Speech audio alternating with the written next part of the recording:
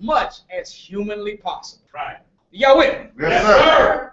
And if we start spending money with each other, then every time, 3 times it goes through our community, we personally say, I helped eliminate joblessness among my people. That's right. About 40% because I'm making it go 3 times. Right.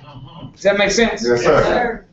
And if we do those things, I promise you, brothers and sisters, give a little nickel a day to the economic blueprint. Yes, sir. Right.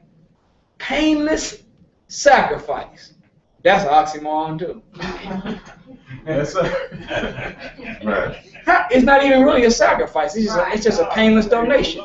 You can find the economic blueprint money in your couch. Okay. Right.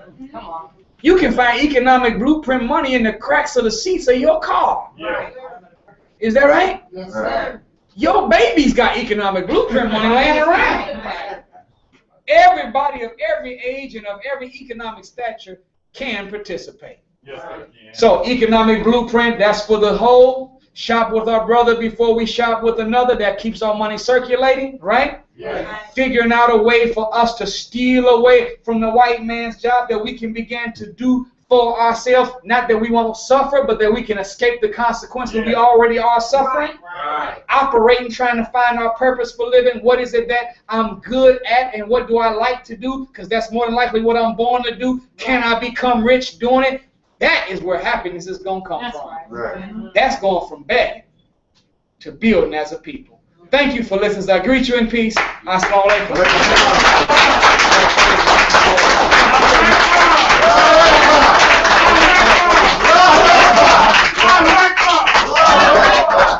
Thank you so much, brothers and sisters. We got a few minutes. Yes, sir. I wanted to open up the floor for anyone that may have a question that you'd like to ask about what we shared today or something that may be on your mind. And what I can promise you this. I can't promise you that I have the answer to all your questions. But what I can promise you is that I know somebody that does. Right. That's it. And there has never been a question that I've ever heard asked to the Honorable Minister Louis Farrakhan that he hasn't not only been able to answer the question that came out the person's mouth, Right. but he's even answered the question that came from the heart that produced the question that came out his mouth. Right. That's how great of a teacher we have in front of Yeah. us right now. That's right. So if I don't know the answer, I'm humble enough to tell you I don't know. And I'm smart enough Yes, sir. to record it and get it to the man that knows. I don't want to say knows everything, but I would be scripturally sound in saying that. Right. Because the Yes, sir. Spirit of truth shall guide you into Oh, true. And even if he don't know the answer before you ask him, because Allah has chosen him to be his primary instrument, vessel, and vehicle, he will give him the answer Yes, sir. Right. at the drop of a dime. That's I right. guarantee it. So I'd like to open up the floor if you have any questions. Can I just answer? Sister Imani, yes, ma'am. So we can do a 15-minute Q&A. We have to transition at 6 o'clock for our radio show. And that will be also an opportunity to do a Q&A. So if you can't get your question in the 15 minutes, just give us a few minutes to set up for the radio live show, and you can ask him and Brother Jasiri any question that you want. So 15 minutes right now. All right, I'll praise Thank you you. a lot. Yes, sir, my brother. Thank you for coming, sir. Thank you for having me. You had said that you talked to Mr. Farrakhan, he gave report on you. Is there anything else that she said? Well, come on out tomorrow, brother. Come on out tomorrow Yes, sir. and get the message tomorrow. And we'll share the heart and will of the minister of what he would like, for us all to know. Just come on out tomorrow. Yes, I sir. have a question. Assalamu alaikum, brother. Walaikum salam. Thanks for coming out to Portland. It's an honor to have you amongst our presence, brother. Proud to have you. How's the dry cleaners going? 95 just visited today, though, brother. But yeah, I felt like I was back in my youth. This is my mom here. Me and my 2 older brothers just sit at the table and draw a lot. Yes, sir. And I've been doing that all my life. And up until 10 years ago, I decided to try to make it a profession. And because I took on the life of being married, I went to get some additional income, because it wasn't taken off as it should have. Right. So being that, it seemed like I lost a little desire, you know, because I was pushing on income, Right. you know. So it's like, what would you advise, you know? I know you got to That's a pray, you good know, question. desire, feeds the will, and prayer feeds the desire. But what do you do? Like, you feel like you're just losing the passion for something that you feel like might have been your purpose. Beautiful question. And if we are honest, all of us have been in that same situation or in that situation now. But as soon as we take on the responsibility of a mate and children, that becomes providing, maintaining, and protecting them becomes our main function for life. So once that happens, even if you are born to do something, you have to do whatever you have to do to take care of your family. But you should do what you have to do to take care of your family full time.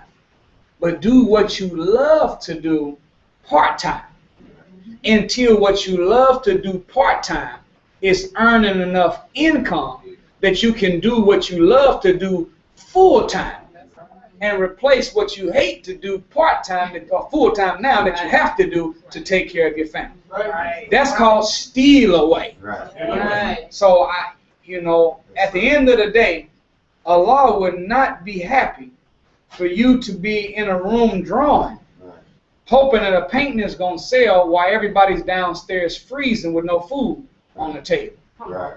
So do what you have to do full time Right. and do what you love to do part time until what you love to do part time is proven itself that it can replace what you don't like doing full time and make it your full time that you can be successful. So don't ever think that doing for self is less work than working for somebody else. Right. That's one of the main things that handicaps those that step out to go into business for themselves. Is that they assume that now that they have nobody to answer to and nobody to clock in, I don't clock. Yeah, but then now you start waking up at 10. Right. You can't. You got to work. You got to work hard. Sir. That's right. And just to drop it out there, if you don't want to work a 9 to 5, be prepared to hustle 24/7. That's right. It takes more work doing for self than it does working for your enemy. Yes, Right. sir. Does that make sense? Yes, sir. So you're going to have to put in more time and more energy if you are self-employed than you would That's right. if you were working for somebody else. Right. And because we leave a job and we call ourselves doing for self, see, the operative word of doing for self is doing. Right. Come on now. That's the operative word of the whole phrase is doing. Right. So doing, reading and tweeting and Instagramming and Facebook. If that don't pay you, you can't do that all the time. Right.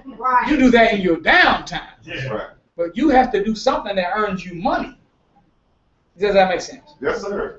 And I will tell you this too, that whenever you are in a relationship, after you decide that this part-time love is earning enough that I feel like I can do what I love full-time, then you got to sit down and talk to your family.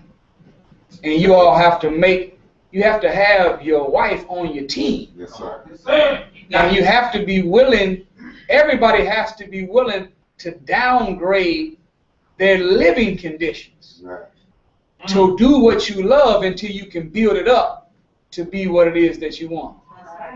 But when black people do, when we start a business, first thing we do is go get a loan. Borrow all the money we can. And I can't be in business without a navigator now. Right. I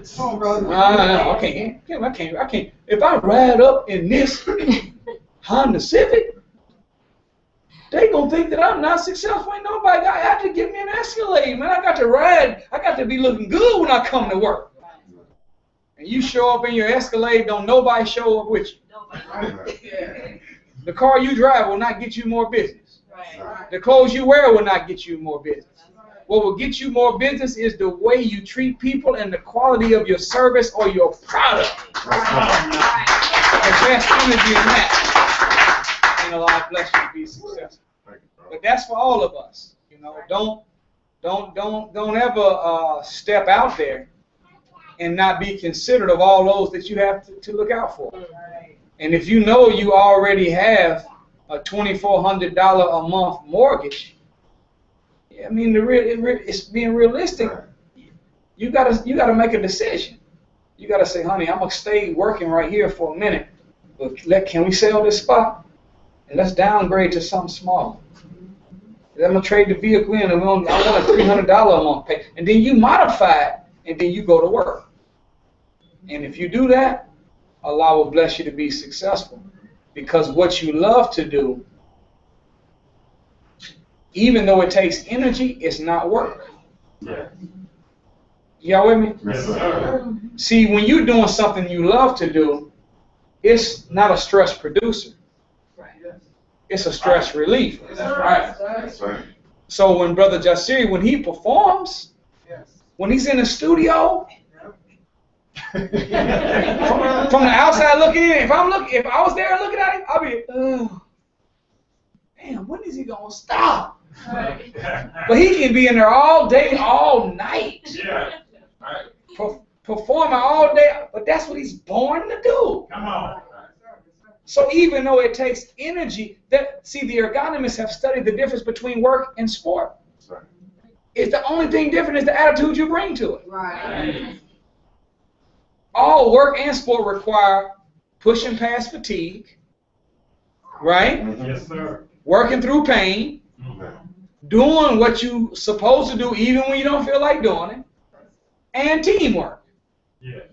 Well, why is it that when we were young, when we were playing basketball, it could be 110 degrees outside. Right. And we can play basketball 14 hours straight. Right. Right.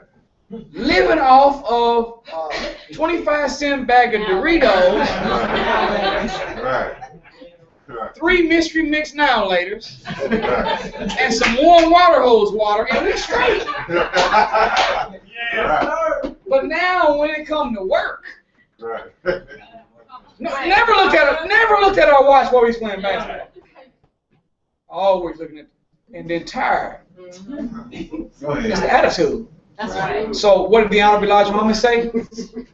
He said, or Master Farah Muhammad, work cheerfully.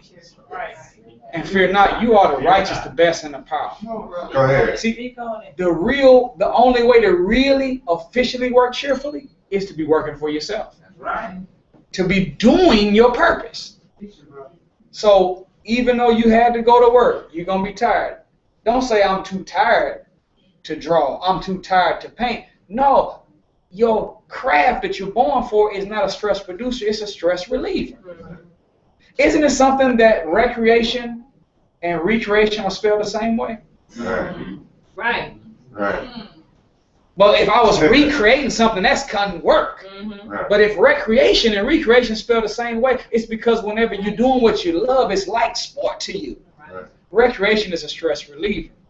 So you do that, Yes, and sir. Allah will bless you one day to get it to a point where your purpose and what you're born to do can earn enough that they can take care of your family. You might have to modify your lifestyle, but at the end of the day, again, you know, everything we're doing, brothers and sisters, is in pursuit of happiness. Right. So what will make us happy is operating in accord with our purpose. Yes, sir.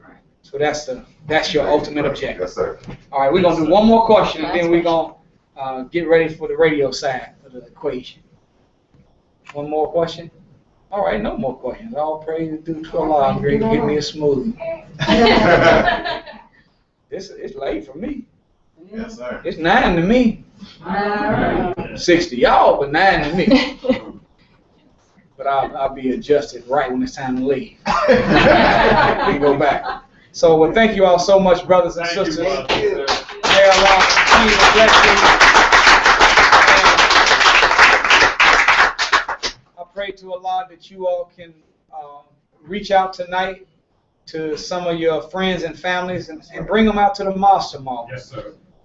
The weather is what it is, but if you ever study Mao Zedong or Toussaint Louverture or Nat Turner or Genghis Khan, any of these great generals, you'll learn that the greatest attribute of a soldier is adaptability. Right. Come on, brother. See, Sister Imani's a soldier. Go ahead. Come on. He had to make the adjustment. Right. Hey, we trying it. We gonna do it. No, we don't have a location. We'll see if we can go to the Boys and Girls Club. Nope, they can't do that. Well, they can't. Well, let's just do it at the mosque. Yes, sir. And here we are. Right. So, with the help of Allah, maybe you can reach out and let's get our brothers and sisters out tomorrow. That's right. Yes, sir. And we'll have something special from the minister himself. All Yes, right. sir. Assalamu alaikum.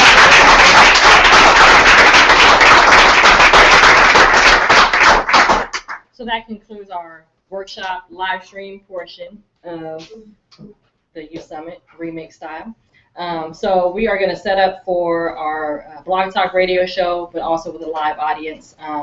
So we just have to set up computer, microphone, the round table up here. And the point of this is, again, to basically get a little more into Brother Nuri and Brother Jasiri's mind, along with how we reach our youth and then the work that we do here in the city. And so, again, since we have them in the city, we're going to use and exhaust as much as possible, because this is a blessing. It's truly a blessing to have Brother Nuri to my left and Brother Jasiri in the back. But support our brothers. Give us about 15 minutes, and then right at 6 o'clock, we're going to just set up here, right here, and just make it happen. So thank you all, and thank you, Brother Nuri.